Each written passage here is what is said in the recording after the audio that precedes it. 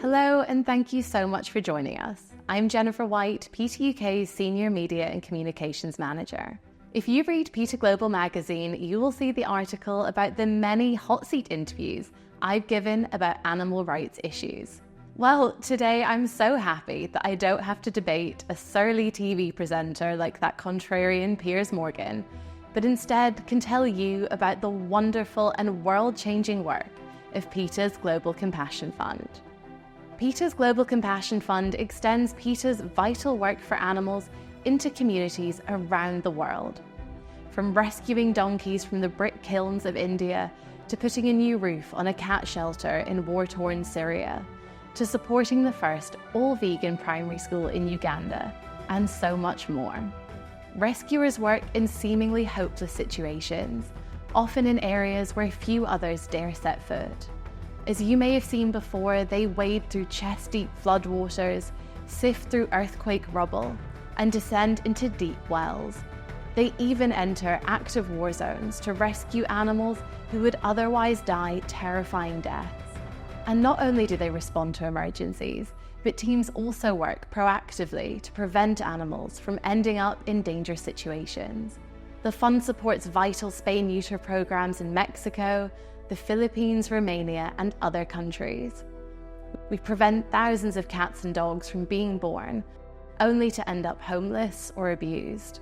And we provide innovative educational and outreach programs, like our animatronic Ellie the Elephant, who visits schools, inspiring people to see animals as sensitive, complex individuals who are not so different from them.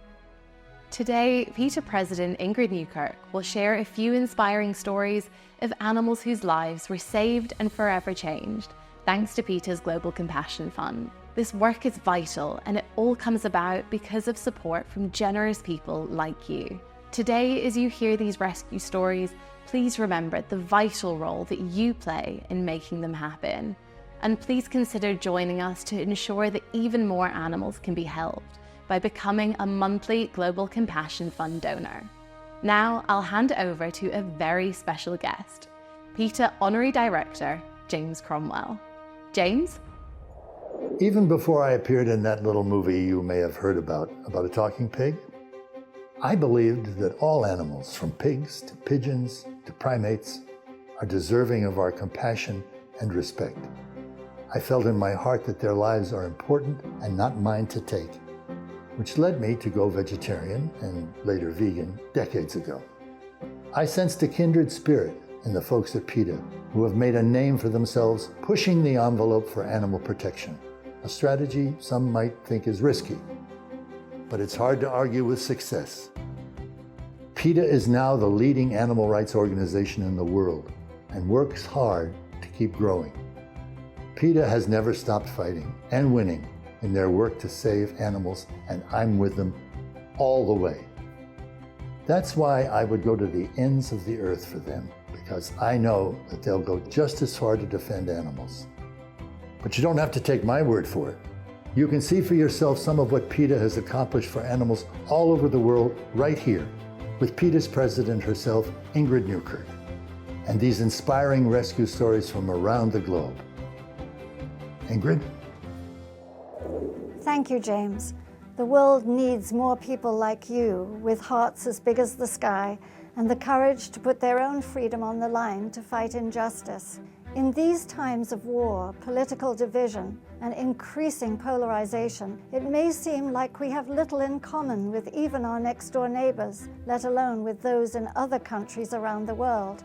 But in my travels for animal rights, from the slums of Mumbai to slaughterhouses in Taiwan, to an encampment of people experiencing homelessness along a Los Angeles freeway, I have seen that one thing remains remarkably consistent.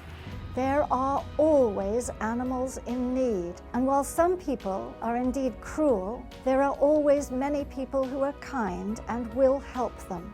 And that's where PETA's Global Compassion Fund comes in. It's the lifeblood that sustains vital rescue work, spay and neuter programs, educational campaigns, and more around the globe, often in areas that are reeling from disasters, both natural and human caused, and sorely lacking in resources.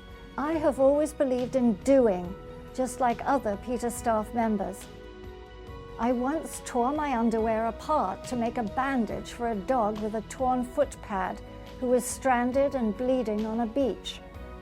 In India, I climbed onto a transport truck crammed full of exhausted bullocks, each with massive horns, to help them get down from the vehicle. And on another occasion, I jumped onto a truck parked in the burning sun and full of dogs caught by the local municipality to carry them off in my arms one by one. I was not alone in two of those endeavors, and I've seen other PETA staff wade through contaminated floodwaters to reach petrified kittens clinging to a patio umbrella for fear of drowning, and covered in volcanic dust as they pulled horses onto a boat to save them from a second eruption. I've even seen them transform from Clark Kent to Superman, or at least I've seen a mild-mannered staff member in Taiwan scale a 30-foot-high fence to reach animals who were starving in an abandoned dog pound. Our rescue staff cares deeply, and they know that one person's intervention can easily mean the difference between life and death for animals in danger.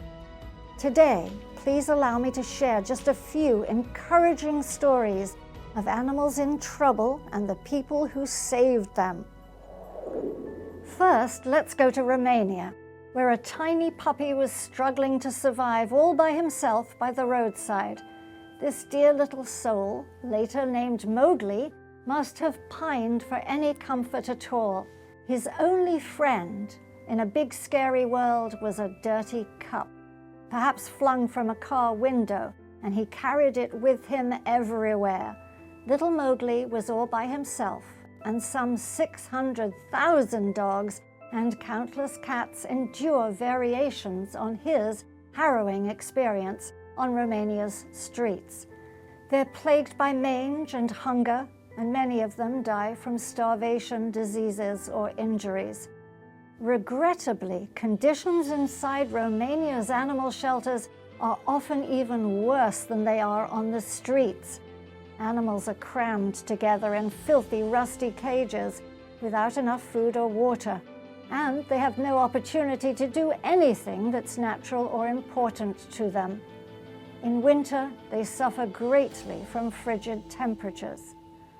Since the animals in these shelters aren't separated or sterilized, they reproduce, and they give birth right there, worsening the very crisis that shelters should be working to solve.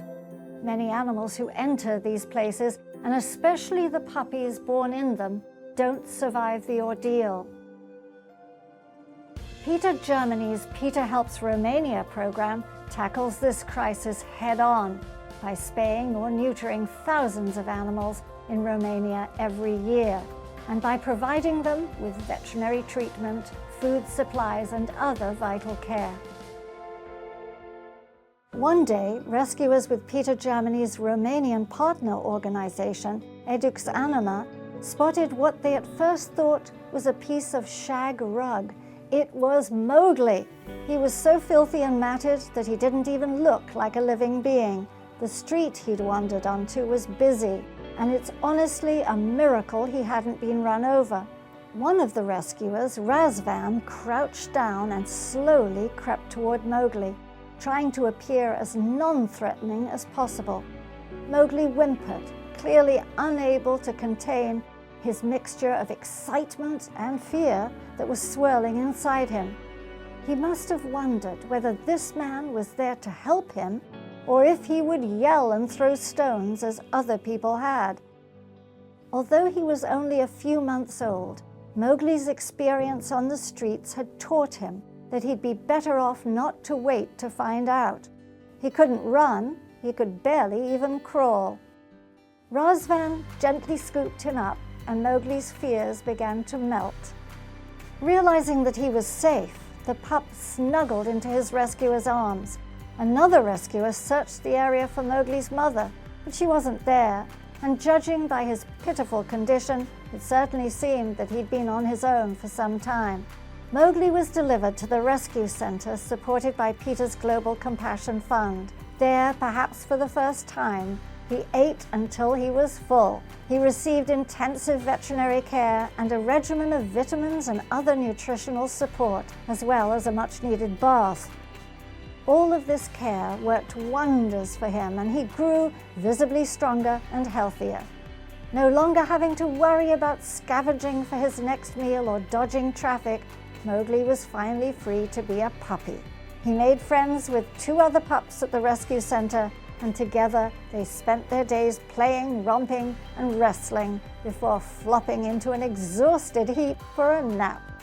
A PETA Germany staff member adopted Mowgli, and today he's unrecognizable, healthy and strong. His former only friend, the cup, has been replaced by a loving guardian, and he's never far from her side. Off we go now to India, where there are not only countless dogs on the street, but also the thousands of donkeys who are cruelly used as beasts of burden. Donkeys are naturally inquisitive, they're affectionate, and they're social. And although they may be small, they're also strong, courageous, and stoic, continuing to work even when they're suffering from wounds or aching joints and parched from dehydration. At India's swelteringly hot brick kilns, donkeys are forced to haul massive loads until they literally drop from exhaustion. They're beaten, they're goaded, and they're bullied into almost supernatural feats of strength and endurance. They receive little, if any, relief from the scorching heat as they trudge back and forth, well into the night with heavy loads of bricks. When they can no longer go on, they're left where they fall, or even butchered for their skin and their flesh, an undertaking that PETA India has interrupted and prevented many times. Let me mention one donkey in particular. Not only was this dear soul forced to carry brick loads weighing more than 90 kilograms, she was forced to do so while heavily pregnant. However, thanks to Animal Rahat, an organization supported by PETA's Global Compassion Fund that provides working animals in India with life-saving aid, rescue was in her future. Animal Rahat veterinarians and other staff members regularly visit the brick kilns to provide abused donkeys with basic medical care, such as vaccinations against tetanus and wound treatment. They even trim the donkeys' hoofs to make walking easier for them. They counsel donkey owners about proper care and persuade them not to painfully hobble the donkey's legs when they're not working. But most important of all, Animal Rahat frees donkeys from lives of involuntary servitude by convincing the brick kiln operators to use tractors and trolleys instead of animals. Seeing how swapping equines for engines also saves time and money, many brick kiln owners agree to make the switch. Recently, 5 brick kilns agreed to replace donkeys with tractors, meaning that Animal Rahat retired 75 donkeys from exhausting labor. Actually, make that 76, because a few days later, our little rescued mother-to-be gave birth to a spunky, precocious ball of grey fuzz who captured every staff member's heart with her antics. The staff named her Lavender, and she's grown up running, playing, and nuzzling her mother and the other donkeys at the beautiful Animal Rahat sanctuary. It's the kind of life every donkey deserves, and unlike her mother, it's the only life she will ever know.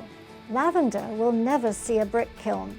Her days will be spent rolling on her back, kicking up her heels to create plumes of dust, and frolicking in the fields with other rescued donkeys.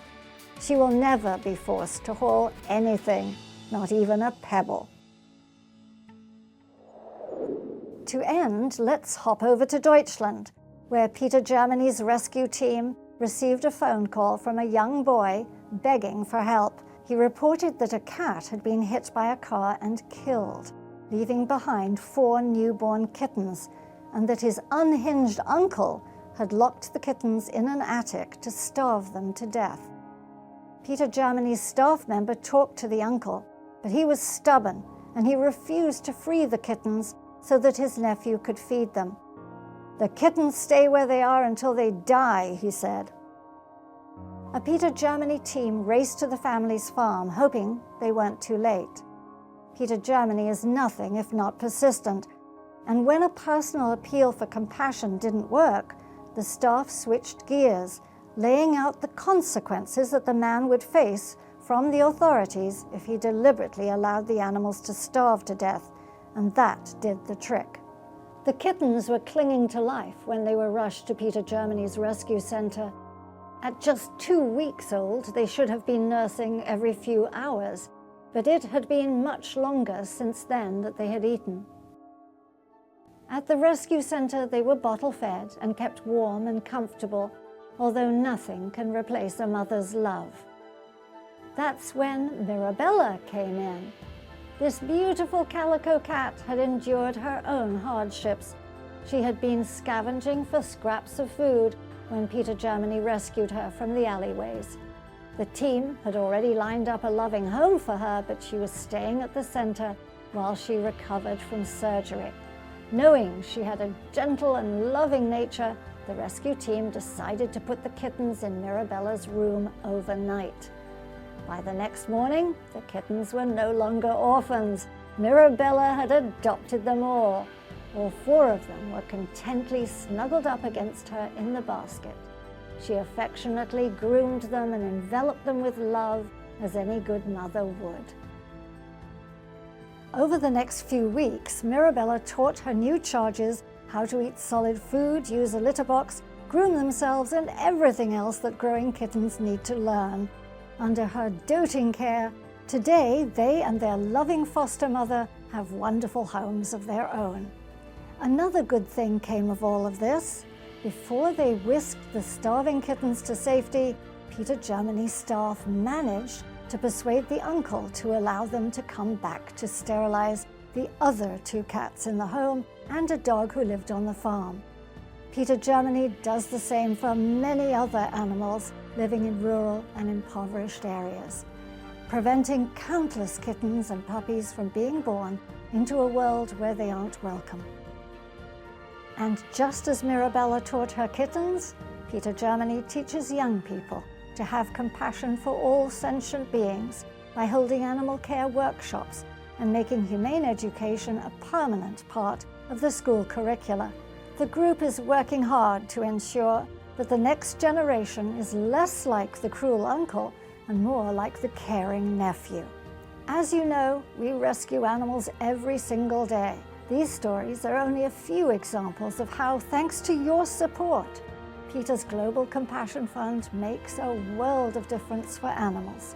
I hope you're encouraged and inspired, and I'm grateful that animals can count on your support. Thank you. Thank you, Ingrid. The stories we've heard today are reminders of the power each of us has to make a difference. So many lives have been saved, improved, and changed forever, all because one person cared enough to help. Will you be that one person for animals in need?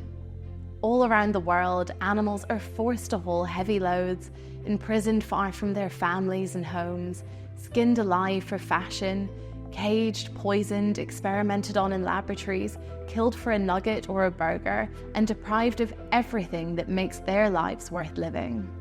They desperately need people to speak up and share the facts, that every animal is someone and that animals exist for their own purposes, not for human convenience. Animals need people to put on their boots, roll up their sleeves and help, whether it's in the aftermath of a disaster or in a forgotten corner of someone's backyard. We may not all be able to travel to Romania, India, Germany, or other places around the world, and none of us can be everywhere all at once. But with your help, PETA's Global Compassion Fund will keep expanding its reach. And when you send along your support, you are someone who makes a world of difference. PETA's Global Compassion Fund is supported exclusively by contributions from kind individuals like you. Yes, exclusively. That's why your gift today is urgently needed. I'm not embarrassed to ask you to please make the most generous contribution you can, because I speak for the animals we all care about. And please consider becoming a monthly donor by signing up today. Knowing that we can count on your support month after month allows us to plan and to know that our teams around the globe can take on ambitious projects that rescue even more animals. Thank you again for joining us, and I hope we can count on your support. Together, we are creating positive, sustainable change for animals in every corner of the earth. Thank you and goodbye.